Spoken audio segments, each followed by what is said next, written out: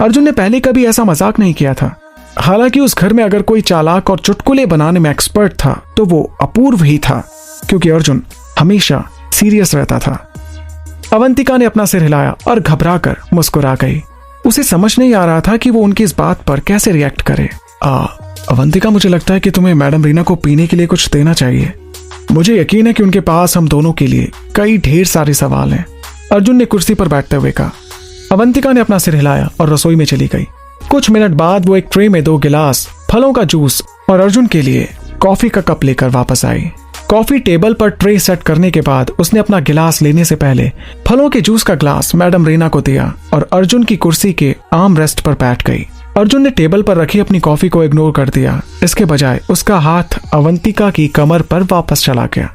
अर्जुन बेटा, मुझे पता है कि मैं ये पूछने के लिए हकदार नहीं हूँ, लेकिन आपने इतनी जल्दी शादी क्यों की? मुझे लगा कि आप घूमने गए हैं, लेकिन आप एक पत्नी के साथ वापस आए। मुझे अभी भी यकीन नहीं हो रहा, रीना ने पूछा। वो अभी भी नहीं समझ पा रही थी कि क्या वाकई अर्जुन पर अपने परिवार का इतना प्रेशर था कि उसने बिना किसी को बताए एक लड़की से शादी कर ली है ताकि उसका परिवार उसे परेशान करना बंद कर दे। ऐसा कुछ नहीं है मैडम रीना, अर्जुन ने बोलना शुरू किया। देखिए, कुछ परेशानियों से बचने के लिए हमने शादी करी है। मैडम रीना ने अपनी नई मालकिन को अच्छी तरीके से देखा। अवंतिका उन लड़कियों की तरह नहीं दिख रही थी जो अर्जुन के साथ फ्लर्ट करने की कोशिश कर रही हो। वो बहुत कैजुअल और नॉर्मल लग रही थी। उसके कपड़े पैसों की बात नहीं कर रहे थे। उसकी आंखों में भी लालच नजर नहीं आ रहा था, बल्कि उसकी आंखों के किसी कोने में अर्जुन के लिए प्यार साफ देखा जा सकता था। और जिस तरह से वो अर्जुन से बात कर रही थी, उससे तो ऐसा ही लग रहा था कि वो एक दूसरे को काफी लंबे समय से जानते हैं। तो क्या इसका मतलब अर्जुन ने अवंतिका के साथ अपने रिश्ते को अपने परिवार से छुपाया? लगता है कि ये दोनों एक दूसरे को काफी लंबे समय से जानते थे। यही वजह थी कि अर्जुन ने आज तक दूसरी लड़कियों को कभी डेट नहीं किया है। मैडम रीना मन ही मन में सोचने लगी। अग्रवाल परिवार को बिना बताए अवंतिका से शादी करना कुछ ऐसा था जिसमें अर्जुन सक्षम था, लेकिन ऐसा करने के पीछे क्या रीजन हो सकता है? अब मैडम रीना की आंखें अवंतिका के सपाट पेट की तरफ गईं। मिस अवंतिका प्रेग्नेंट है ना? मेरा मतलब है कि क्या तुम दोनों के बीच में पहले से कुछ हो गया है? उन्हें अभी भी यही लग रहा था कि जरूर उन दोनों के बीच कुछ ऐसा हुआ है जिसकी वजह से उन दोनों ने इतनी जल्दी बिना किसी को बताए शादी करने का फैसला लिया और शादी कर भी ली। अवंतिका जो अपनी ड्रिंक पी रही थी, पीते पीते रुक गई और उसे अजीब तरीके से खांसी आ गई। अर्जुन ने उसका गिलास ले लिया और उसकी पीठ थपथपाई। अरे ऐसी कोई बात नहीं है, लेकिन आज नहीं तो कल अवंतिका और मैं जल्दी डबल हो जाएंगे और अब मैं अपनी कोशिशें बढ़ा दूंगा। ठीक है डार्लिंग? अर्जुन ने अपना सिर अपनी पत्नी की तरफ किया, लेकिन अवंतिका कुछ नहीं कह सकी। वो बस अर्जुन को घूरने लगी, जो अभी भी बेवकूफों की तरह मुस्कुरा रहा था। वो अपने मन ही मन में सोच रही थी, क्या बकवास बात कर रहा है ये? हमने बस शादी के लिए कॉन्ट्रैक्ट किया है, बच्चे की तो कभी बात ही नहीं हुई है। ये सुनकर मैडम रीना ने मुस्कुराकर अपना सिर हिलाया। ठीक है बेटा, तुम्हें इसे प्रेग्नेंट करने के लिए इस पर प्रेशर बनाने की जरूरत नहीं है। नवविवाहित जोड़ों के लिए ये सामान्य है कि वो शादी के पहले 2 साल में बच्चे ना करें।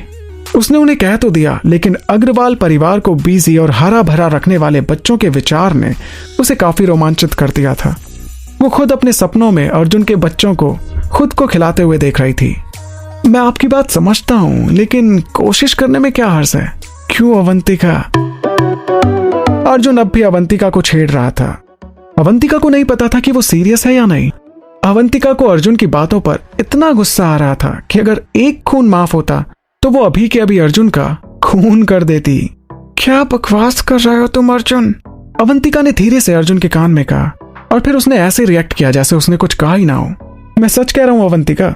अवंतिका ने अपना हाथ उठाया और अर्जुन के गाल पर प्यार से एक थप्पड़ मार दिया और मुस्कुराते हुए कहने लगी, क्यों नॉटी तुम भी ना। हालांकि मन ही मन में उसे बहुत गुस्सा आ रहा था, लेकिन वो मैडम रीना के सामने उसे जता नहीं सकती थी। इसके बाद उसने प्यार से अर्जुन की टाई को टाइट कर दिया और उससे कहने लगी, अब जब तक तुम्हारी मीटिंग खत्म नहीं हो जाती ना, तुम इसे यूं ही पहन के रखना। अर्जुन ने कराहते हुए उसे टाई को लूज करने का इशारा किया। इसके बाद अवंतिका ने उसके कान में कहा, देखो मैं तुम्हें क्लियर कर दूं, हमारे कॉन्ट्रैक्ट में किसी बच्चे को लेकर कोई डील नहीं हुई थी, समझे? अवंतिका को अच्छी तरीके से याद था कि अर्जुन ने ही उसे कहा था कि वो अपनी शादी का खुलासा अभी अपने परिवार के बीच में नहीं करेंगे, क्योंकि वो अभी उनके सवालों का सामना करने के लिए तैयार नहीं था। हालांकि वो जानता था कि उसके परिवार में कोई भी उसकी पत्नी को चोट पहुंचाने की हिम्मत नहीं करेगा, लेकिन वो नहीं चाहता था कि किसी भी तरह से अवंतिका को हर्ट करने का किसी को भी कोई मौका मिले। देखो, मैंने उन्हें इसलिए बताया क्योंकि वो यहाँ रोज आएंगी, और अगर मैं उन्हें नहीं बताता तो वो सवाल पूछ पूछ के हमें मार डालती, समझी? अवंतिका अर्जुन से थोड़ा नाराज लग रही थी। ठीक है यार, तुम प्लीज इतना सीरियस मत हो, मैं सिर्फ मजाक कर रहा था। तुम मेरी बातों को इतना सीरियस मत लिया करो, मुझे मेरे परिवार के साथ डील करने दो। मैं इतनी जल्दी अपने परिवार को अपने रिलेशन के बारे में नहीं बताऊंगा। ये पहली बार था जब अर्जुन ने उससे ऐसे माफी मांगी थी।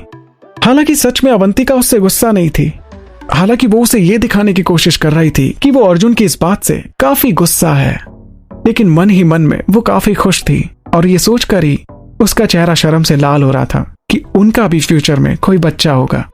इसके बाद उसने सीरियस होकर अर्जुन से कहा, देखो अर्जुन, 1 साल हम दोनों का साथ रहना और एक दूसरे को जानना काफी जरूरी है। हमारे बीच चीजों को जल्दी करने की कोशिश बिल्कुल मत करो। अवंतिका ने सीरियस होकर अर्जुन से कहा। सभी छेड़खानी और मजाक के साथ जो उन्होंने एक दूसरे के साथ किया, वो जानती थी कि अब वो अर्जुन को समझने लगी है, लेकिन अर्जुन के साथ एक ही घर में रहना इतना कठिन नहीं है जितना उसने सोचा था। उसे लगा कि जैसे वो अर्जुन को कब से जानती है। मुझे पता है अवंतिका, अर्जुन ने मुस्कुराकर जवाब दिया। वो अपनी आंखों की बेचैनी को छुपाने की कोशिश कर रहा था। देखो, मैं तुम्हें बताना चाहता हूँ कि अगर मैं तुम्हें अनकंफर्टेबल महसूस कराता हूँ या अगर मैं अपनी लाइन क्रॉस कर लेता हूँ, तो इसका मतलब ये नहीं है कि मैं तुम्हें चोट पहुंचाना चाहता हूँ या तुम्हें किसी तरह की तकलीफ देना चाहता हूँ। मुझे तो बस तुम्हें छेड़ने में मजा आता है। अर्जुन हमेशा से यही चाहता था कि अवंतिका सिर्फ उसे कागजों तक अपना पति न माने, बल्कि असल जिंदगी में भी वो उसे अपने पति के रूप में देखे। और अर्जुन को हमेशा से यही लगता था कि अगर वो अपने रिश्ते को एक कदम आगे बढ़ाते हैं तो शायद फिर उन्हें एक दूसरे से कोई अलग ना कर पाए।